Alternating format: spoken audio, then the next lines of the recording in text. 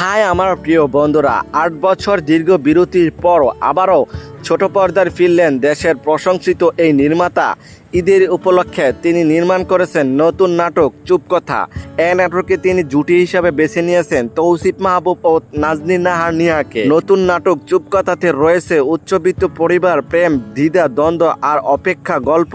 নাটকের পাত্র পাত্রীর প্রথম দেখা হয় কুমিরের খামারে। তবে নাটকটির প্রসঙ্গে উজ্জ্বল বলেন, এটা শুধু প্রেমের গল্প নয়, প্রেম আর প্রাকৃতিক গল্প। সঙ্গে সমাজের বিভিন্ন স্তরের বাস্তবতা উঠে এসেছে এই নাটকটিতে।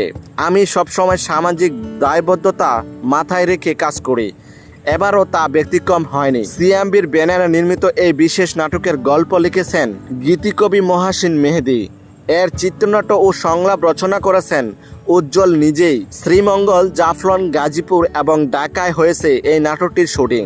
পরিচালক জানান, নির্মাণের আকারে প্রায় একটি সিনেমা আয়োজনে নির্মিত হয়েছে চুপ কথা। উজ্জ্বল নাটকটির গল্প নিয়ে বললেন, গল্পটা আমাকে এতটাই টেনেছে যে না করতে পারেনি।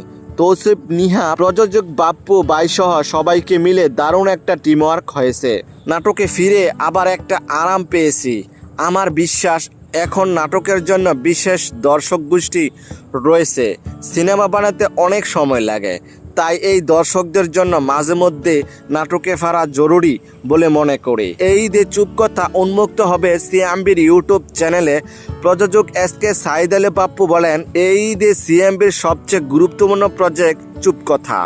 তবে যাই হোক বন্ধুরা, এই জুটির নাটক যদি ভালো লেগে থাকে তাহলে চ্যানেলটি লাইক, কমেন্ট এবং সাবস্ক্রাইব করে আমাদেরকে উৎসাহিত করে যাবেন, যেন পরবর্তী নতুন নতুন আপডেট আপনাদেরকে দিয়ে যেতে পারি। তবে আজকের মতো এখানে বিদায় নিচ্ছি। কথা হচ্ছে আগামী কোনো নতুন ভিডিওতে।